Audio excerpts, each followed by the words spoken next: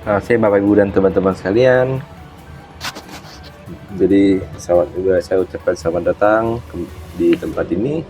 Nah, sebelum kita memulai, pertama-tama puji syukur dan terima kasih kita panjatkan kepada Tuhan Yang Maha Esa karena berkat perlindungan dan bimbingannya dan tuntunannya kita di tempat ini kita masih bisa dikumpulkan di tempat ini dengan kondisi sehat walafiat dan selamat tanpa kekurangan sesuatu apapun.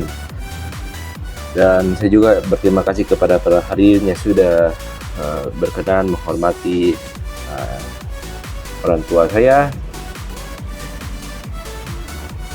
baik dan telah rela menyempatkan waktunya untuk menghadiri acara ini, baik dari Bapak Ibu, para rekan bisnis, rekan kerja, partner bisnis dan partner kerja ofisial maupun non ofisial, lalu juga para teman-teman dan sahabat baik dari pihak bapak saya maupun dari pihak saya sendiri, dan khususnya juga para kerabat dan keluarga yang sudah berkenan datang di tempat ini. Jadi sebelum kita memulai, ada pepatah tak kenal maka kata sayang. Jadi sebelum kita memulai, saya memperkenalkan diri saya, yaitu saya sendiri adalah nama saya adalah Vino.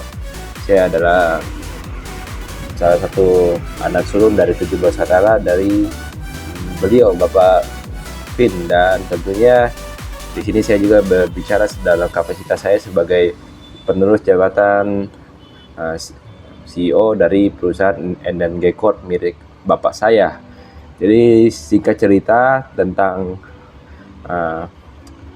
bapak saya. Jadi bapak saya ini ditembak mati oleh pihak intelijen Amerika Serikat dan bukti-buktinya sudah tersebar luas. Jadi beliau wafat pada umur 95 tahun saat ingin menjabat kedua kalinya sebagai Presiden Republik Indonesia. Dan jadi banyak tentang bapak saya, banyak yang bilang bahwa bapak saya ini orangnya adalah istilahnya miracle in seven, keajaiban dunia ke-7, karena beliau dulu hanyalah seorang pemulung, terus naik pangkat jadi menjadi seniman, jadi naik pangkat jadi pengamen, terus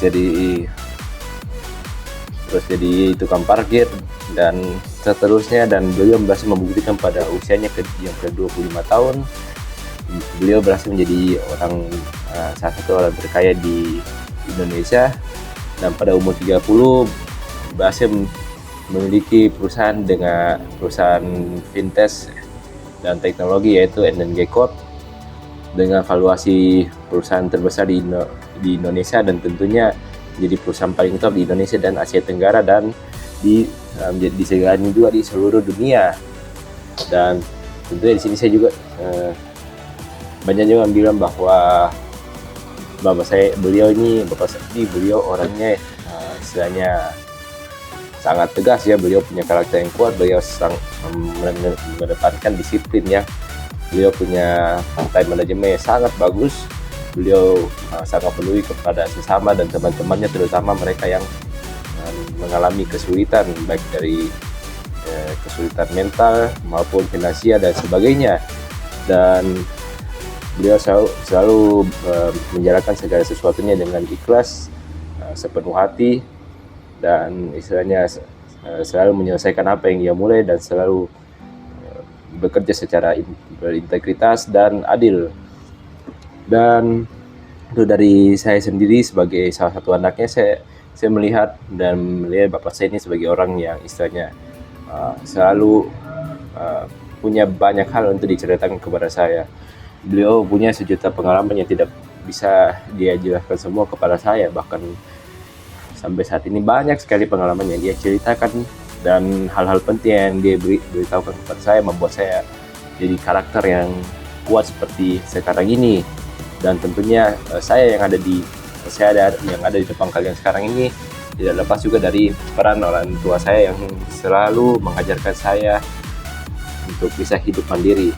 Dan akhir kata ya, tentunya ini jadi tantangan buat kita semua.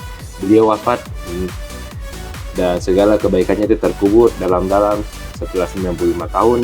Namun tentunya kita jadi tantang untuk bisa ikut ambil andil menjadi tangan kanan Tuhan dalam mewujudkan kebaikan dan keadilan di dunia ini. Kita jadi tentu menjadi garam dan terang di dunia ini. Dan tentunya seperti biasa saya ucapkan terima kasih, dan semoga kiranya santapan yang saya sediakan ini boleh Anda nikmati. Sekian dan terima kasih.